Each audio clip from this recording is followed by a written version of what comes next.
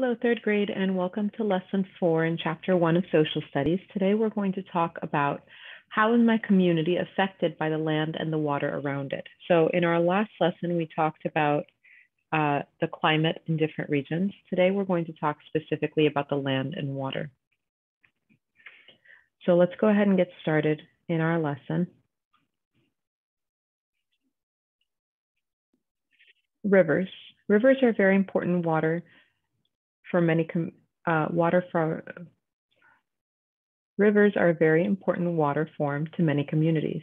A river is a stream of fresh water that flows into another body of water. People often settle near rivers and build communities. Rivers provide transportation routes that connect cities. They also supply water for drinking, farming, and industry. Rivers offer people recreation such as boating, swimming, and water sports. Rivers also bring tourists to a community. So rivers have a lot of benefits to a community that they're in.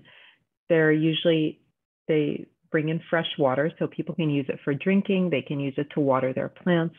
Animals can drink from it. People use it to travel and commute between places. You also have a variety of recreation or fun things that you can do when there's a river there. You can ride a boat, you can go swimming, a variety of other water sports. Rivers in the United States are different from each other. The Los Angeles River is 51 miles long and runs through the city of Los Angeles.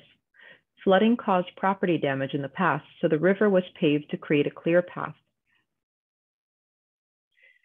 The Allegheny River is about 320 miles long. It runs through forests and farmlands in New York and Pennsylvania. The Allegheny River empties into the Ohio River. The Ohio empties into the Mississippi River. The Mississippi River is approximately 2,350 miles long. It flows from Minnesota all the way to the Gulf of Mexico. It varies from 20 feet wide to more than 11 miles wide. The speed of the water flow changes as it moves from wide parts of the river to more narrow stretches. Water flowing through the Mississippi takes about 3 months to flow from the beginning to the end. So that gives you an idea of how large the Mississippi River is. Now, while we're reading, make sure you circle any words that you don't know, underline words that tell you how communities benefit from rivers. And we're going to go ahead and read on to page 33. Mark Twain is a famous author who wrote about his experiences as a steamboat pilot on the Mississippi River. A steamboat is a boat that moves with steam. Early steamboats used paddle wheels, wheels that move through water as they turn, to transport passengers and goods. Being a steamboat pilot on the Mississippi was hard work because of the changing speeds and depth of the flowing water. Mark Twain's book, Life on the Mississippi, includes his thoughts about the mighty river. Now we're going to look at this primary source. So this is something that's coming from the person that it's about or something from the time period. And we're going to look at some of the words that Mark Twain wrote regarding his life on the Mississippi River. One who knows the Mississippi will promptly ever know aloud, but to himself, that 10,000 river commissions with the minds of the world at their back cannot tame the lawless stream, cannot curb it or confine it, cannot say to it, go here or go there, and make it obey, cannot save a shore which it has sentenced, cannot bar its path with an obstruction, which it will not tear down, dance over, and laugh at. So he's giving you examples and describing how strong and unyielding the Mississippi River is. It is a very powerful river. The water flows very strong. You can't force one thing or another. So you have to learn to navigate it very carefully. Now on the next page, we're going to work on our Venn diagram down here at the bottom of page 34. So based on the text that you read, work to complete the chart below. So what do we know about the Los Angeles River? What do you know about the Mississippi River? And what do these two rivers have in common? So go back to your reading over here. Take a look at what they talk about the Los Angeles River and what they talk about the Mississippi River to complete your Venn diagram. For the next page, we're going to open our textbook to pages 40 to 49. And we're going to use this to help fill in our Venn diagram here. So the land the mountain and valley communities, the water, which are the river and coastal communities, and what's the same about both of them. So we're going to explore these two communities and fill in our Venn diagram with details that make them, that are independent for each one and details that are the same for both sections. What do you think of when you hear the word mountain? You may picture a steep slope that is so hard to climb, or a snow-capped peak. A mountain is a kind of landform. A landform is a physical feature of the land. Landforms include mountains, valleys, and coasts. What do you think of when you hear the word river? You may picture a wide or narrow area of running water. A river is one kind of body of water. A body of water is a large collection of water such as a wetland, pond, river, lake, or ocean. Can you think of other landforms or bodies of water? Every community is different. Each has its own geography and physical features. Some communities were built near mountains. Some communities formed near rivers. Other communities developed in valleys or along coasts. The landforms and bodies of water in your community affect the way people live, work, and play. Your community's features make it a special place to live. Mountain communities. A mountain is a high landform with steep sides. It's much higher and larger than a hill. Mountains rarely exist alone. They are usually grouped together in a mountain range, which is a chain of mountains. That basically means just a bunch of mountains next to each other. The Appalachian Mountains are a mountain range in the eastern United States. These mountains are low and rounded. The Rocky Mountains in the western United States are tall and sharply pointed. Mountains are home to many resources such as plants, animals, minerals, and water. Where people live in the mountains determines how they live. For example, people who live near the higher elevations may have to travel farther to reach town than people who live at lower elevations. That means how high up the mountain they are. So higher elevation means they're higher up on the mountain, and lower elevation means they're closer to the bottom or the base of the mountain. Transportation can be difficult in winter. Heavy snows sometimes block roads completely. This can make living in the mountains challenging. However, there are many things to do in the mountains. Tourism is an important business in mountain communities. In the winter, skiers and snowboarders travel there for sport. In the summer, people enjoy rock climbing, hiking, canoeing, and camping in the mountains. This creates jobs for people who live in the mountain communities. The type of plants on a mountain and how they grow is related in part to elevation. Fewer plants grow well in high elevations. Others thrive in middle or low elevations.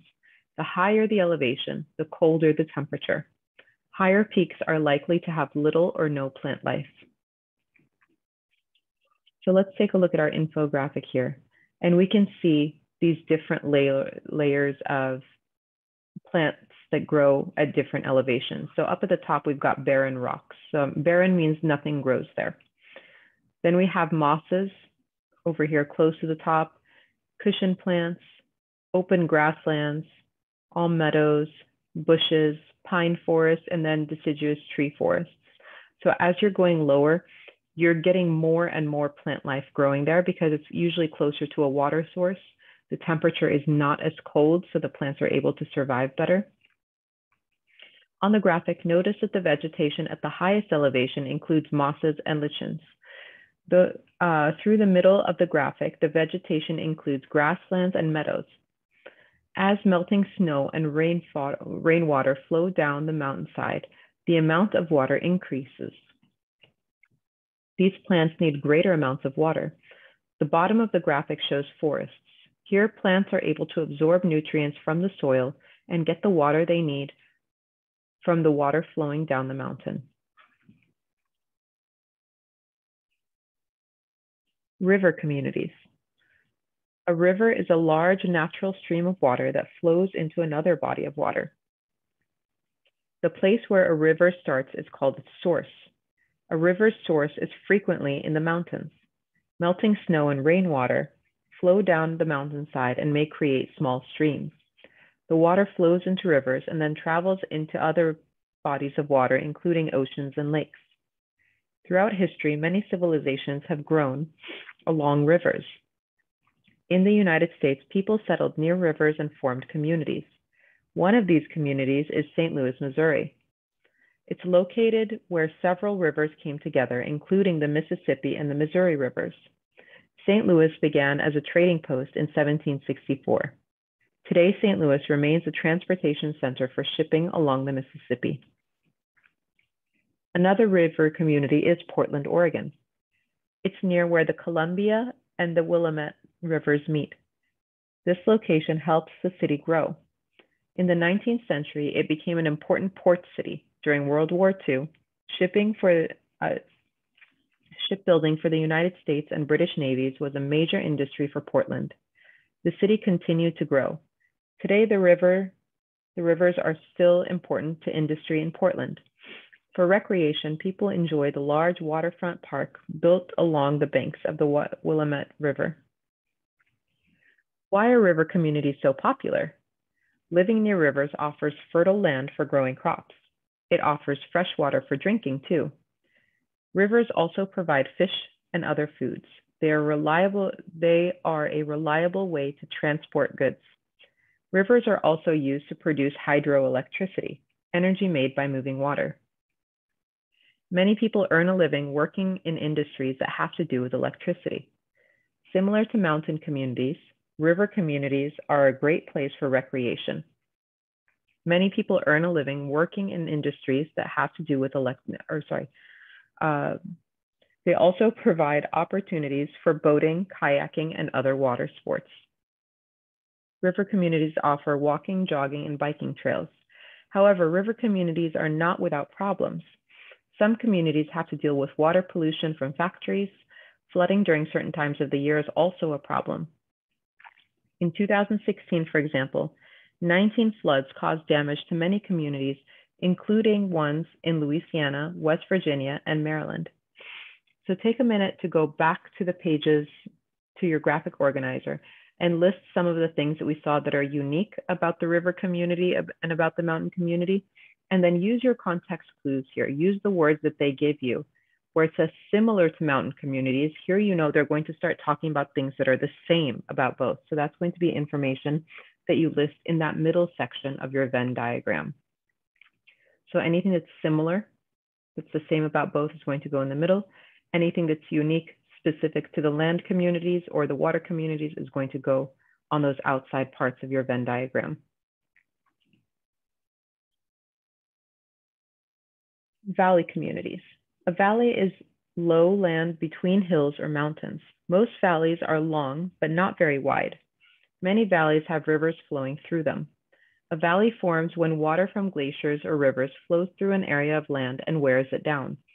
It takes thousands of years for valleys to form. The land in a valley is usually good for farming because the soil has many minerals that help plants grow. There are many valleys in the United States. The Shenandoah Valley in Virginia is in Virginia and West Virginia. It's about 150 miles long and about 25 miles wide. It's located between the Blue Ridge and Allegheny Mountains. The Shenandoah Valley has many resources, including fertile soil and water. Many of its farms produce livestock, apples, and dairy products. The area is known for its limestone caverns too. The Shenandoah Valley and Shenandoah National Park are busy tourist destinations. The Ohio Valley is the area that surrounds the Ohio River. Farms across the Ohio Valley produce soybeans, corn, dairy products, and livestock. It's clear to see why people settled in the valley communities.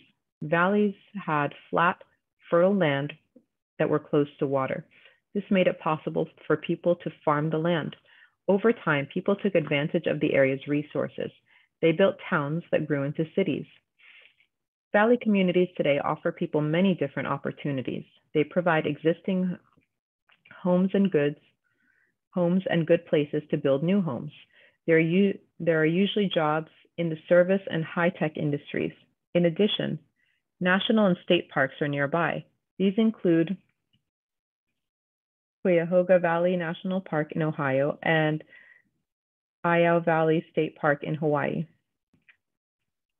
These parks offer everyone living or visiting these areas a look at each valley area's natural beauty.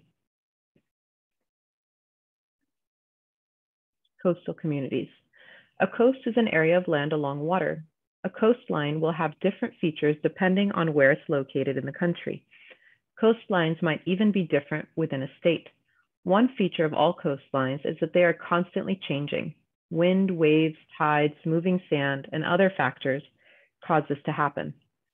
Flooding and erosion are also common on coastlines. Erosion is the wearing away of Earth's surface over a period of time. 30 states have coastlines whose lengths total about 95,471 miles. Alaska has the longest coastline. It borders seas and 2 oceans, the Arctic and the Pacific.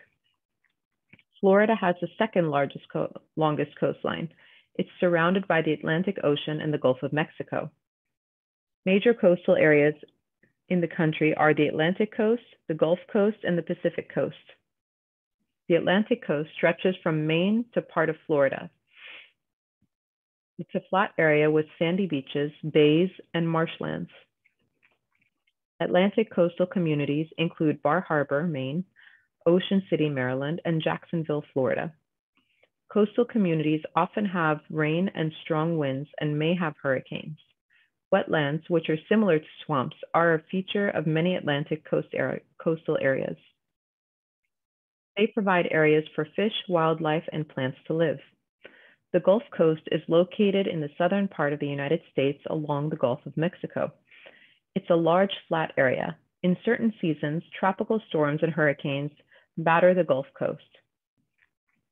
Much of the land along the Gulf Coast is low and marshy.